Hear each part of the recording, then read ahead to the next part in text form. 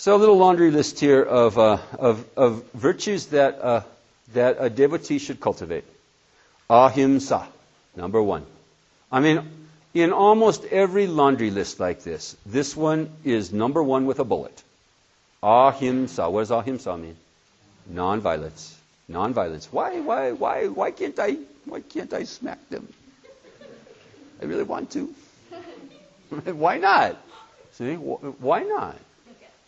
See, this is like, it's a little test of karma, When somebody hits you upside the head, what did Jesus say?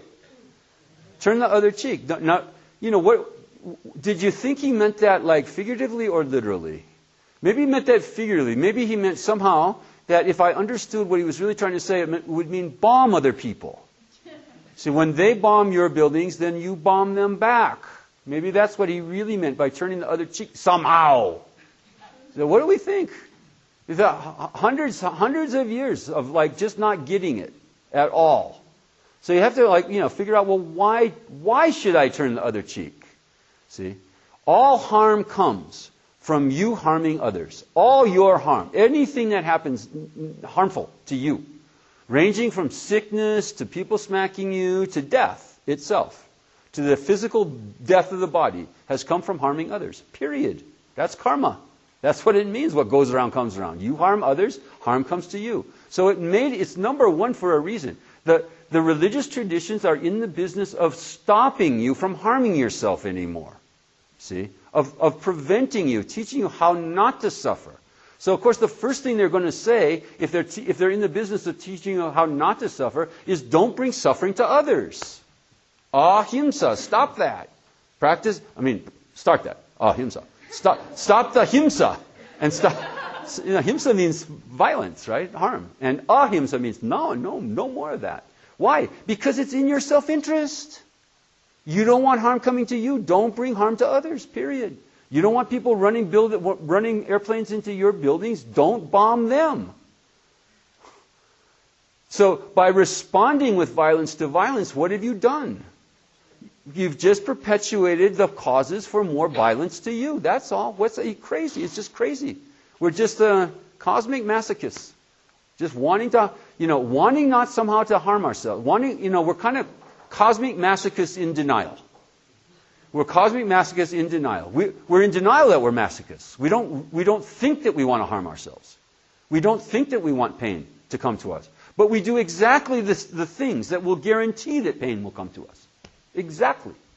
And so the first thing, ahimsa, just give up. Be kind to yourself. Stop that. Stop running with the scissors. Let the scissors go. Truthfulness, satya.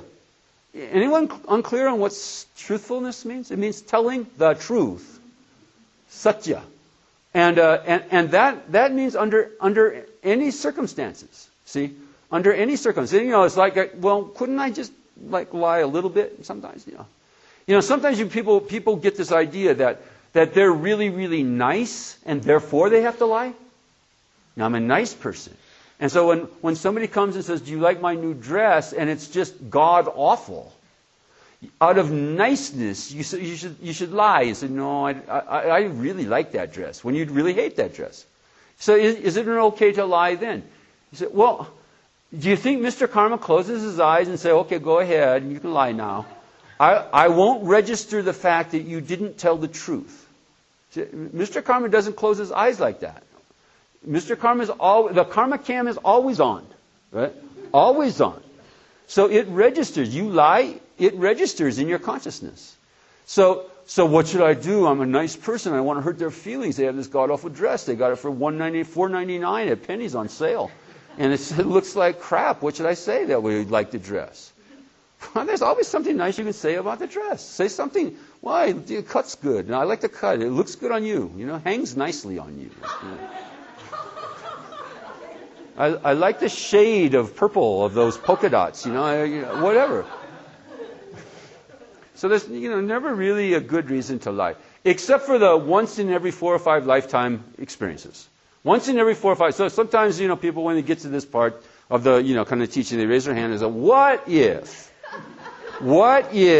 a refugee who's being pursued by jackbooted Gestapo comes and tries to seek asylum in my house, and they knock on my door, and please save me from jackbooted Gestapo who are going to run electrodes up and down my spine if they catch me. Can I? And then so then you harbor them, and then the Gestapo come and they bang, bang, bang, bang. Is there a refugee in there that we can take and put electrodes onto their backs and torture them? And can I lie then? And so of course. Of course. Definitely. Okay? Next time that happens to you, for sure. For sure. Pick that option. I'll lie. Just lie. Definitely. Nobody's home here. There's nobody here. Okay? Knowing that Mr. Karma didn't take a nap then either. And knowing that it registered in your conscience, in your consciousness, that you actually didn't tell the truth then. And you'd be willing to take the hit. Okay? You'd be willing to take the hit. I will pay for lying. Okay? I am willing to pay for lying. In order to protect this person. See? Out of compassion for someone else. I'm willing to take the hit. And then, guess what? Probably won't happen. See? Because the intention overrides. Totally overrides. The intention is so... But you can't cheat, You can't, cross your fingers and say, I'll lie and I probably won't have to take the hit. Right? You just lie and say, I'm willing to take the hit. There's lots of stories like this, of great practitioners willing to sacrifice their selves, knowing, these are people who believe in karma, unlike most of us, who believe that they will take the hit.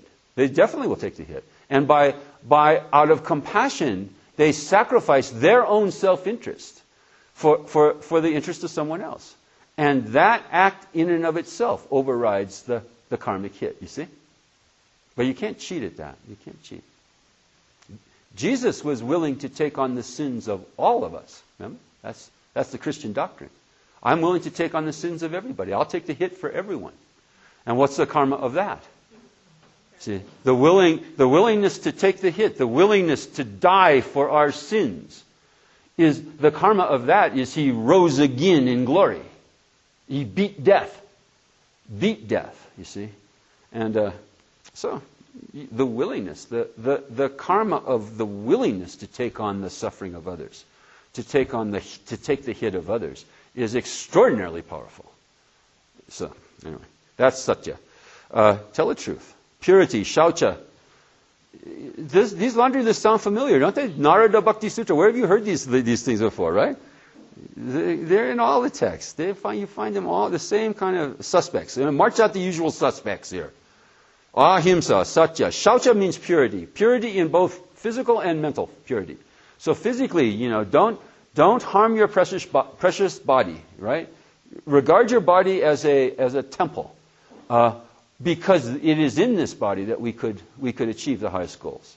And so, it's kind of it's a little bit of a, you have to kind of walk the middle way when it comes to the physical body. Because sometimes we get attached to it in a negative way.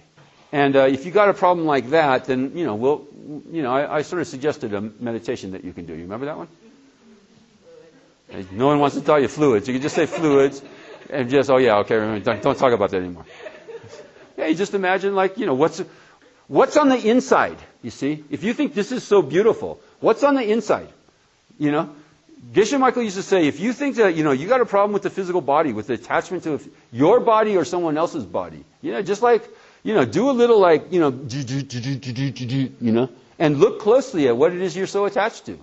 By the time you get to here, it's just hairs and freckles and, and then you're going to go subterranean. And you go underneath. And you say, what's in there? What's underneath this, very, very thin veneer of skin, which when you look at it, isn't that appealing anyway? Let alone what's underneath the skin, which is just blood and guts and poo and piss and snot and pus. No, that's what's inside. What do you think that's inside you? Golden ambrosia? Sweet-smelling golden ambrosia? So, if you've got a problem with the body, you can do meditation like that. But on the other hand, this is a very precious thing. Because it is with this vehicle, as a vehicle, that you could get enlightened. Okay? You could use it as a vehicle. So very important to take care of it. And shaucha, in all the religious texts includes things like intoxicants, not taking intoxicants, not eating badly, not eating wrong foods and stuff like that. So, honor your body. Then also honor your mind. Shaucha also means mental purity. Our mind is influenced by everything we put in front of it. Everything that we put in front of it. You know where this is going, don't you, Shadi? Do the rest of you know where this is going? What are you putting in front of your mind on average 4.5 hours a day? But I'm not going to belabor that. No, really. What do you think? What do you think? That just watching endless shows about people killing each other for your amusement isn't going to affect your mind? Isn't going to pollute your mind? See, be careful. Be careful of what you regard as entertainment. We spend 10, 12, 15 bucks, just to get into the movie theater. And then we got to spend another 20 bucks for the snacks. Right? Those barrels of popcorn and the supersized, Cokes. And we sit there, watching for $10, $12, $15 other people kill each other. People, very realistically now, right? With blood splattering on the backs of the walls as they get bullets in their head. And they give them Academy Awards because it's so realistic, Was that one that got an Academy Award last year? It was just like that. Huh? Sorry? No Country for Old Men. Very realistic brains being blown out. Okay? So, in what way is that good entertainment? You see, under what value system is that proper entertainment for anyone? You see, we're in bad shape in this culture. We're in bad shape. They're going to look back at us, and they will look back at us just like we look back at the Romans. Exactly. We look back at the Romans going, wow, they thought it was fun to watch people get ripped up by tigers and lions in the Colosseum. They'll look back at us and just the same.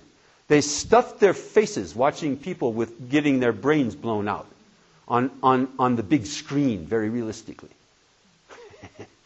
It's sick, yeah? We're sick. When you stop to look at it, it's very, very sick. So that's not shaucha. That wouldn't be shaucha. So just go to, nice movies. Go see Wall-E. Wall-E, very nice movie. Very good movie. I like that movie. Very nice. So go see Wizard of Oz again. Yeah, it's just there's plenty of them. There's plenty of nice movies, that don't involve people's brains getting blown out for your entertainment. All right? So that's shaucha.